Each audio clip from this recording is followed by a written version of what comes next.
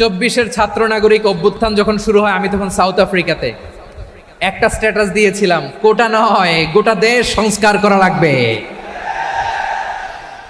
শুধু বাংলাদেশ নয়, সারা বিশ্বের বাংলা ভাষাভাষী লোকেরা এই আন্দোলনের সাথে তারা সমর্থন দিয়েছে। আমাদের ইউনাইটেড আরব আমিরাতের বাংলাদেশি ভাইয়েরা তারা সেখানে রাস্তায় নেমে এসেছিল, জানেন। ওইখানে ডেমনস্ট্রেশন করা যায় না, সেখানকার সরকার তাদেরকে যাবজ্জীবন দিয়েছিল। তখন আমাদের এই যে প্রধান উপদেষ্টা ডক্টর মোহাম্মদ ইউনূস সরাসরি G2G বলে, এটারে G2G, government to government, G2G, উনি চিঠি লিখলেন যে তাদেরকে, ইউর হাইনেস, হে সম্মানিত আমির, আপনি আমার এই চিঠির কারণে আমার সম্মানে এই 53 জন বাংলাদেশিকে মাফ করে দেন। এই চিঠির বদৌলতে বেকসুর খালাস পেয়ে গিয়েছিল আমাদের ভাইরা, জানেন না এই ঘটনা আপনারা? তাহলে গভর্নমেন্ট টু গভর্নমেন্ট চিঠি দেওয়া হয়।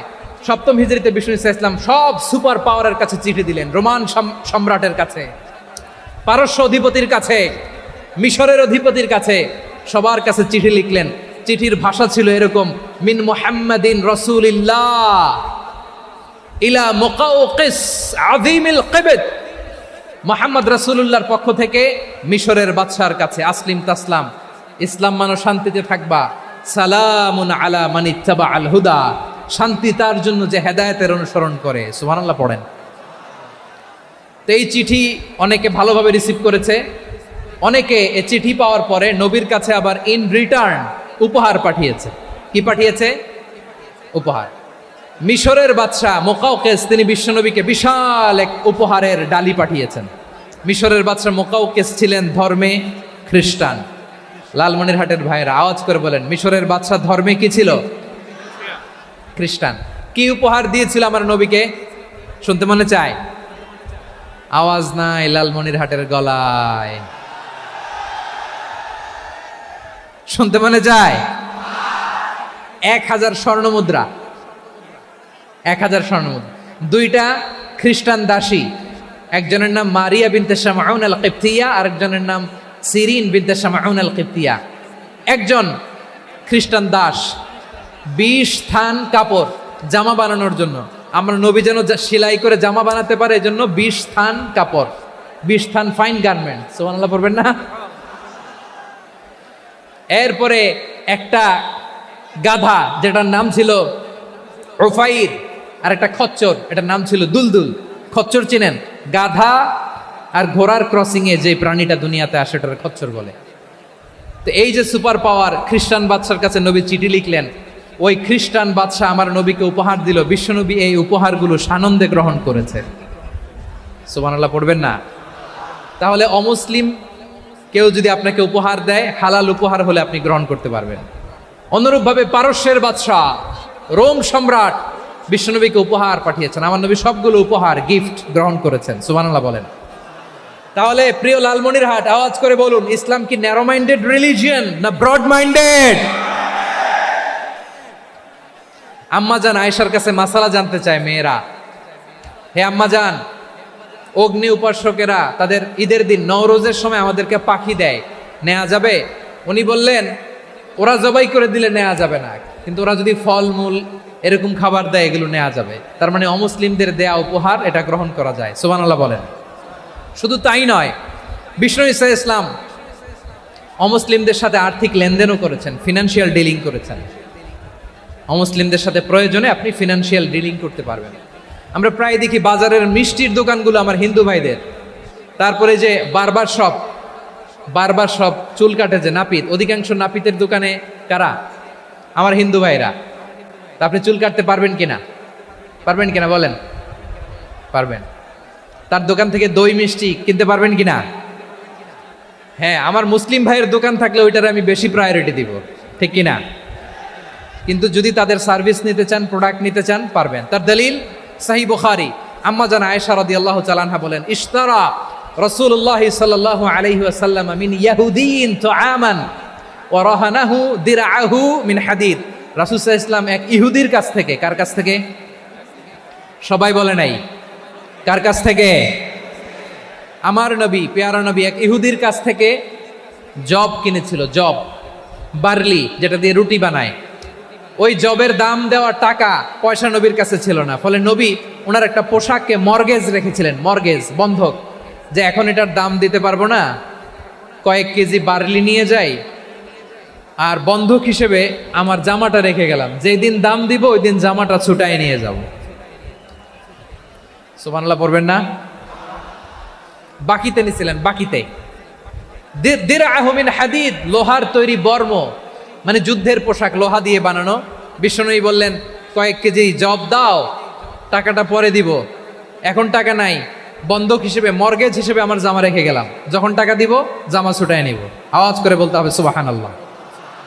এ থেকে বোঝা গেল অমুসলিমদের সাথে ফিনান্সিয়াল ডিলিং করা যায়, অর্থনৈতিক লেনদেন করা যায়, কেনাবেচা করা যায়, প্রোডাক্ট কেনা যায়। এমনকি আমাদের মসজিদে নববীতে বারান্দায় আপনার একটা অটোমেটিক ফ্লাইং আমব্রেলা দেখছেন? সূর্য যখন বাড়ে মসজিদে নববীর বারান্দায় ইয়ার্ডের মধ্যে অটোমেটিক্যালি কিছু আমব্রেলা আছে, সাঁ করে খুলে যায়, আর সূর্যের তাপ লাগে না। আবার সন্ধ্যাবেলায় এই আমব্রেলাগুলো ওরা ক্লোজ করে ফেলে, দেখেন নাই না? দেখছেন? এই মসজিদে নববীকে সর্বোচ্চ উন্নত মানের কনস্ট্রাকশন ইনফ্রাস্ট্রাকচারে ডেভেলপ করার জন্য কর্তৃপক্ষ কিছু অমুসলিম ইঞ্জিনিয়ারের, ডিজাইনারের সহায়তা নিয়েছিল। সুবহানাল্লাহ বলেন। কোন দলিলের ভিত্তিতে? এই দলিলের ভিত্তিতে যে বিষ্ণু ঈসা ইসলাম অমুসলিমদের সাথেও লেনদেন করেছেন। আওয়াজ করে বলতে হবে আল্লাহু আকবার। শুধু তাই নয়, ইন কেস অফ ইমার্জেন্সি, প্রয়োজনে ইসলামের খাতিরে, ইসলামকে সামনের দিকে এগিয়ে নিয়ে যাওয়ার জন্য অমুসলিমদের সাপোর্ট নেওয়া জায়েজ আছে। সুবহানাল্লাহ বলেন। অমুসলিমদের সাপোর্ট নেয়া, তাদের থেকে অর্থ নেয়া, পলিটিক্যাল সাপোর্ট, পলিটিক্যাল অ্যাসাইলাম নেওয়া জায়েজ আছে। আমাদের অনেক বিশ্ববরেণ্য দায়ীরা আমেরিকায় অস্থায়ীভাবে অ্যাসাইলাম নিয়ে থাকে, নিজের দেশে গেলে ফাঁসিতে ঝুলাই দিবে। যুগ যুগ ধরে দায়ীদের উপরে এরকম অত্যাচার আর নির্যাতন আছে না নাই? মিশরের অনেক দায়ীরা পাশ্চাত্যে যেয়ে থাকে, এই যে তারা পলিটিক্যাল অ্যাসাইলাম নিয়ে থাকে, রাজনৈতিক আশ্রয়ে, এটা জায়েজ আছে না? এটা যে জায়েজ আছে তার প্রমাণ স্বয়ং বিশ্বনবী সাল্লাল্লাহু আলাইহি ওয়াসাল্লাম পলিটিক্যাল সাপোর্ট নিয়েছিলেন অমুসলিমদের কাছ থেকে। সুবহানাল্লাহ বলেন। খুব মজাদার একটা ঘটনা, শুনবেন? আপনাদের আগ্রহ দেখে তো মনে হয় না শোনার ইচ্ছা আছে। আছে আছে আমার ভাইরা, বিশ্বনবীর বয়স তখন প্রায় 51 বছর। কত বছর?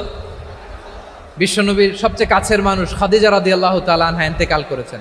বিশ্বনবী বড্ড কষ্ট পেলেন, হৃদয়টা ভেঙে খান খান। যিনি ঘরের ভেতরে বিশ্বনবীকে সান্ত্বনা দিতেন, ভালোবাসা দিতেন, বাইরে গেলে কুরাইশরা বকাঝকা করে, অত্যাচার করে, কিন্তু আম্মাজান খাদিজা রাদিয়াল্লাহু তাআলা আনহা ঘরটারে এমন শান্তির নীড় বানায় রেখেছেন, এই ঘরের ভিতরে ঢুকলে বিশ্বনবীর কলিজাটা ঠান্ডা হয়ে যেত। এজন্য রব্বুল আলামিন বলেন, খাদিজা, ও আমার বান্দি খাদিজা, জান্নাতে এমন স্পেশাল একটা ঘর আমি তোমার জন্য রেডি করে রেখেছি। ওই ঘরের মধ্যে কোনো আওয়াজ নাই, ওই ঘরের মধ্যে কোনো নয়েজ নাই, ওই ঘরে কোনো বিশৃঙ্খলা নাই। কারণ মক্কার জমিনে আমার নবী কুরাইশদের বিশৃঙ্খলা, নয়েজ আর ঝামেলাগুলোকে উপেক্ষা করে যখন তোমার ঘরের ভিতরে ঢুকতো, ঘরটারে তুমি শান্তির নীড়, ঠান্ডা, নীরব, নিস্তব্ধ, নিঝুম আর শান্তির নীড় বানিয়ে রেখেছ। এজন্য জান্নাতে স্পেশাল একটা শান্তির নীড় আমি তোমারে উপহার দেব। ওই প্রিয়তমা স্ত্রী খাদিজা ইন্তেকাল করলেন, বিশ্বনবীর হৃদয় ভেঙে খান খান। আবার ওনার চাচা আবু তালেব ইন্তেকাল করলেন, যিনি পলিটিক্যাল শেল্টার দিতেন নবীকে। কে দিতেন? আবু তালেবের ভয়ে, বিশ্বনবীর এই চাচার ভয়ে কোনো মুশরিক নবীর গায়ে হাত দেওয়ার সাহস পায় নাই। এখন স্ত্রীও নাই, চাচাও নাই, নবীকে আশ্রয় দেওয়ার কেউ নাই, নবীর চারদিকে অন্ধকার। নবী এখন কই যাবেন? আমার পেয়ারা নবী নতুন স্টেশন খুঁজতেছেন, নতুন দাওয়াতি প্ল্যাটফর্ম খুঁজতেছেন। তিনি যায়েদ বিন হারেসা রাদিয়াল্লাহু তাআলা আনহুকে নিয়ে মক্কার পাশের একটা নেইবরিং সিটি তায়েফে চলে গেলেন। কোথায় চলে গেলেন? লালমনিরহাটের ভাইয়ের আওয়াজ করে বলেন, কোথায় গেলেন? তায়েফে চলে গেলেন দিনের দাওয়াত দেওয়ার জন্য। কি দেওয়ার জন্য? নাকি জমি কিনতে গেছিলেন? জমি কিনতে, দুনিয়ার যশ খ্যাতির জন্য, নিজের কোনো লাভের জন্য? তায়েফবাসীদেরকে জাহান্নামের আগুন থেকে বাঁচানোর জন্য। আওয়াজ করে বলতে হবে ঠিক কিনা? বিশ্বনবী বিশাল মরুপথ, পাহাড়ি পথ পাড়ি দিয়ে তায়েফের মরুজমিনে গেলেন কোরআনের দাওয়াত নিয়ে, ইমানের দাওয়াত নিয়ে। কিন্তু তায়েফের লোকেরা বিশ্বনবীর দাওয়াতকে শুধু প্রত্যাখ্যান করেই থামে নাই, তারা বিশ্বনবীর সাথে অত্যন্ত খারাপ আচরণ করেছে, বিশ্বনবীকে শারীরিকভাবে হেনস্থা করেছে, আমার নবীকে শারীরিকভাবে অত্যাচার করেছে, আমার পেয়ারা নবীর গায়ে পাথর মেরেছে, বিশ্বনবীর গা বেয়ে ঝরঝর করে রক্ত ঝরেছে, নবী জামিনের মধ্যে লুটিয়ে পড়েছেন, আবার মেরেছে, আবার নবী হাঁটতে শুরু করলেন, পেছন থেকে আবার মেরেছে, আবার নবী রক্তাক্ত হয়ে জামিনের মধ্যে লুটিয়ে পড়লেন, আবার মেরেছে। বিশ্বনবীর মতো এত সুশ্রী মানব, বিশ্বনবীর মতো এত শুভ্র মানব, বিশ্বনবীর মতো এমন চমৎকার দেহাবয়ব দিয়ে রব্বুল আলামিন কাউকে বানান নাই। এরকম চমৎকার মানুষটাকে তারা তায়েফের ওই জামিনে রক্তাক্ত করেছে। বিশ্বনবী দুনিয়ার কোনো স্বার্থের জন্য সেখানে যান নাই, নিজের কোনো লাভের জন্য, প্রাপ্তির জন্য যান নাই, তায়েফবাসীদের জাহান্নামের আগুন থেকে বাঁচাতে গিয়েছেন। ঠিক কিনা বলেন? খেয়ে না খেয়ে দিন প্রচারের কাজে নিজেকে দিয়েছ বিলিয়ে, তায়েফের কাফিরেরা চিনল না সে আলো, দুষ্ট ছেলেদের পিছু দিল লেলিয়ে, পাথরের আঘাতে ক্ষত বিক্ষত হয়ে সারা শরীর থেকে রক্ত ঝরে। হে রাসূল তোমাকে ভুলি আমি কেমন করে, হে রাসূল তোমাকে ভুলি আমি কেমন করে। পারেন না আপনারা? ধরুন আমার সাথে। হাজার ব্যথা বেদনার পরে ফিরে আসনি তুমি আপন ঘরে, দিনের আলো তুমি ছড়িয়ে দিতে, চলে গেলে মদিনায় মক্কা ছেড়ে। হে রাসূল তোমাকে ভুলি আমি কেমন করে, হে রাসূল তোমাকে ভুলি আমি কেমন করে। ঠিক কিনা বলেন? প্রিয় ভাইরা, তায়েফের ছেলেরা নবীকে রক্তাক্ত করলো। আমার নবী কই যাবে? কই যাবে? মক্কায় জায়গা নাই, তায়েফে জায়গা নাই। তায়েফ থেকে ভারাক্রান্ত মন নিয়ে আমার নবী মক্কায় ফিরে আসলেন। বিশ্ব নবী মক্কায় ঢুকতে পারেন না। মক্কার মরুভূমির দিকে তাকিয়ে, উপত্যকার দিকে তাকিয়ে বিশ্বনবী ধা ধা করে কাঁদেন, ঝরঝর করে। নবীর চেহারা মোবারক থেকে চোখের পানিগুলো বেয়ে বেয়ে পড়ে। আমার জন্মস্থান, আমার শৈশব, কৈশোর, যৌবন কেটেছে এই মক্কায়, আমার এলাকায় আমি ঢুকতে পারি না। বিশ্বনবী মক্কার অনতি দূরে দাঁড়িয়ে জায়েদকে পাঠালেন, জায়েদ যাও দেখো কেউ আমাকে সাপোর্ট করার মতো আছে কিনা, যাও অমুকের কাছে যাও। জায়েদ গেলেন, তারাও প্রত্যাখ্যান করে ফিরিয়ে দেয়। বিশ্বনবী বললেন যাও অমুক লোকের কাছে যাও, তিনিও প্রত্যাখ্যান করে ফিরিয়ে দিলেন। কেউ বিশ্বনবীকে আশ্রয় দিতে রাজি হয় না। নিজ জন্মভূমিতে বিতাড়িত বিশ্বনবী, সর্বশেষ বিশ্বনবী বললেন যাও মুতঈম ইবনে আদির ঘরে যাও। মুতঈম ইবনে আদি মুশরিক, তার কাছে যাও। গেলেন, মুতঈম ইবনে আদি রাজি হয়ে গেল। সুবহানাল্লাহ বলেন। দেখেন, অনেক বিপদের সময়ও আমি নিজে সাক্ষী, সামাজিকভাবে, রাজনৈতিকভাবে কত ঝঞ্ঝা, কত ষড়যন্ত্র, কত কনস্পাইরেসি পাড়ি দিয়ে আমাদেরকে সামনে এগিয়ে যেতে হয়। এই শত্রুদের ভেতরেও একজনকে দাঁড় করিয়ে দেয় যে আল্লাহর কোরআনের জন্য রেডি হয়ে যায়। পড়েন সুবহানাল্লাহ। মুতঈম ইবনে আদি, আল্লাহ তার মনকে নরম করে দিলেন। মুতঈম বলে, মুহাম্মদ আমি তোমাকে আশ্রয় দিব। তার দুই ছেলেকে পাঠালেন, যাও খোলা তলোয়ার নিয়ে, স্কট দিয়ে, গার্ড অফ অনার দিয়ে মুহাম্মদকে মক্কায় ঢুকাও, আর বলো আমি আমান দেব। আমান কি দিব? আমান মানে সিকিউরিটি, নিরাপত্তা। সিকিউরিটি ছাড়া, আমান দেওয়া ছাড়া কেউ থাকতে পারতো না মক্কায়। দুই ছেলে বিষ্ণু ইসা ইসলামকে নিয়ে আসলো। নবী কাবার চারদিকে তাওয়াফ করলেন, নামাজ পড়লেন। আবু জাহেল, উতবা, শাইবা, ওয়ালিদ ইবনে মুগীরা সবাই দেখে, কেউ কিছু করতে পারে না। কারণ মুতঈম ইবনে আদি ঘোষণা দিয়েছেন, আমি মুহাম্মদকে আমান দিয়েছি, মুহাম্মদের গায়ে যেন কেউ স্পর্শ না করে। আওয়াজ করে পড়েন সুবহানাল্লাহ। নবীর এই বিপদকালে মুহূর্তে মুতঈমের হৃদয়টারে নরম করে দিল কে? আচ্ছা, লালমনিরহাটের ভাইয়েরা বলেন, এই মুতঈম কি মুসলিম ছিল না মুশরিক? সবাই বলতে হবে মুসলিম না মুশরিক? তাহলে মুশরিকের কাছ থেকে নবী পলিটিক্যাল অ্যাসাইলাম, আধুনিক রাষ্ট্রবিজ্ঞানের ভাষায় পলিটিক্যাল অ্যাসাইলাম, যেটাকে বলে রাজনৈতিক আশ্রয়, ওনার আমান বা নিরাপত্তার এই ঘোষণায় তিনি মক্কায় ঢুকলেন। যতদিন নিরাপত্তা ছিলেন। মোতেম যখন মারা গেল, বিষ্ণু ইসলাম হিজরত করে মদিনায় চলে গেলেন। সুবহানাল্লাহ। কিন্তু মোতেম যে বিশ্বনবীর উপকার করছে এটা বিশ্বনবী ভুলে নাই।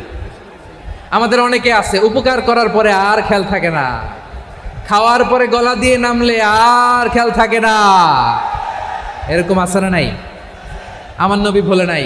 বদরের প্রান্তরে 70 জন কাফেরকে যখন বন্দি করে বিশ্বনবীর সামনে হাঁটু গেড়ে দাঁড় করানো হলো, বসানো হলো, 70 জন কাফের। কয়জন?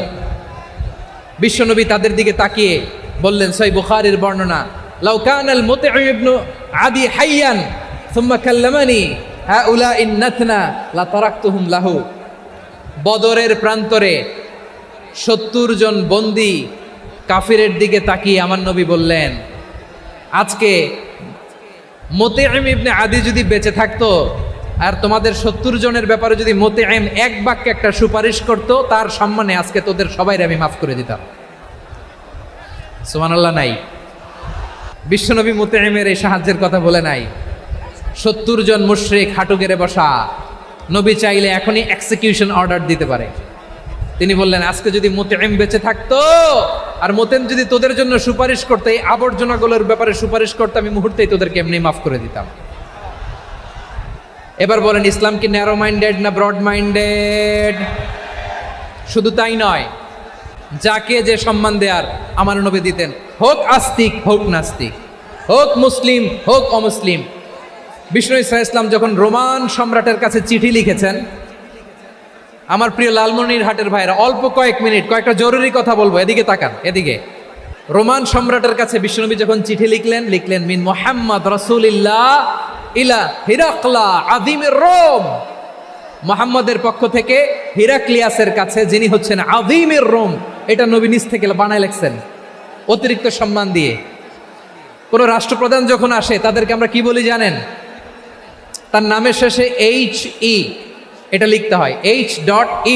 মানে হিজ এক্সেলেন্সি। কি লেখে? হিজ এক্সেলেন্টি, অথবা ইউর হাইনেস, ইউর ম্যাজেস্টি। দেখেন, বিশ্বনবী সাল্লাল্লাহু আলাইহি ওয়াসাল্লাম সব নবীদেরও নবী, তিনি একজন মুশরিক খ্রিস্টান সম্রাট রোমান সম্রাটের কাছে চিঠি লিখতে যেয়ে লিখতেছে, ইলা হিরাকলা আযীমির রোম, হিরাক্লিয়াসের কাছে আমার চিঠি, যিনি রোমের আযীম, হিজ হাইনেস, মানে রোমের অনেক সম্মানিত এক বাহাদুর। আওয়াজ করে বলেন সুবহানাল্লাহ। তার মানে যাকে যে সম্মান দেয়ার এটা বিশ্বনবী দিতেন। এমনকি যেই ইহুদিরা ভালো ছিল, এই ইহুদিদেরও প্রশংসা করেছেন বিশ্বনবী মুহাম্মদুর রাসূলুল্লাহ সাল্লাল্লাহু আলাইহি ওয়াসাল্লাম। এক ইহুদির প্রশংসা করেছেন বিশ্বনবী। ইহুদির কার? আমি তো আমার ভাইয়ের প্রশংসা করি না, আমি তো এক আলেম আরেক আলেমরে স্পেস দেই না, আমি তো এক দায়ী আরেক দায়ীর সাথে বসতে চাই না। আমার নবী ইহুদির প্রশংসা করে। কার প্রশংসা? ওই ইহুদির নাম ছিল মুখাইরিক। সিরাত গ্রন্থ ঘাটলে পাবেন। তিনি বলেছেন, মুখাইরিক খাইরু ইয়াহুদ, Mukhayriq is the best of the Jews. জুইশদের মধ্যে সে সবচেয়ে ভালো। কেন প্রশংসা করলেন তার? এর কারণ মদিনা চার্টারে কথা ছিল সব ধর্মের মুসলিম মুশরিক ইহুদিরা মিলে মদিনাকে রক্ষা করবে। কিন্তু 3য় হিজরিতে যখন উহুদের যুদ্ধ শুরু হলো, সবার কথা ছিল যেই আক্রমণ করে আমরা মদিনাকে বাঁচাবো। কোন শহরকে বাঁচাবো? মদিনাকে। কিন্তু কুরাইশরা যখন অ্যাটাক করলো, ইহুদিরা আর আসে না, ইহুদিরা আর বেরোয় না। বিষ্ণু বললেন, ওহে ইহুদিরা, তোমরা না চুক্তি করলে আমার সাথে যে মদিনা বাঁচাতে সবাই ঝাঁপিয়ে পড়বো, আসো। একটা ইহুদিও বেরোয় না, কেউ আসে নাই সেদিন, একজন ছাড়া। তার নাম মুখাইরেক। তার নাম কি? মুখাইরেক বাহাদুরের মতো ঘোড়সওয়ার হয়ে বেরিয়ে গেলেন এবং বললেন, গোটা ইহুদি সাম্রাজ্যের একজনও যদি না আসে, আমি মুখাইরেককে কেউ ঘরে আটকে রাখতে পারবে না। বেরিয়ে আসলেন, এসে বললেন, আমি মুহাম্মদের পক্ষে যুদ্ধ করব। আমি মারা গেলে আমার সম্পদ আমার উত্তরাধিকারীরা পাবে না, আমার সম্পদ তোমরা মুহাম্মদকে দিয়ে দিবা। সুবহানাল্লাহ বলেন। উহুদের ময়দানে 70 জন মুসলমান শহীদ হলো। এই ইহুদি, সেও মুসলমানের পক্ষে যুদ্ধ করে নিহত হলো। সুবহানাল্লাহ বলেন। মুসলিমদের লাশ যখন নিয়ে আসা হলো, এই মুখাইরিকের লাশও নিয়ে আসা হলো। মুসলিমদের লাশের পাশে মুখাইরিকের লাশ দেখে বিশ্বনবী মুখাইরিকের প্রতি অনেক খুশি হলেন। আর বিশ্বনবী খুশি হয়ে বললেন, মুখাইরিক খৈরু ইয়াহুদ মুখাইরেক, যদিও তুমি ইহুদি তারপরেও তুমি সব ইহুদিদের মধ্যে সেরা ইহুদি পড়েন সুবহানাল্লাহ। আমার নবী ইহুদিকেও সম্মান দিতে কার্পণ্য করে নাই, আওয়াজ করে বলেন আল্লাহু আকবার।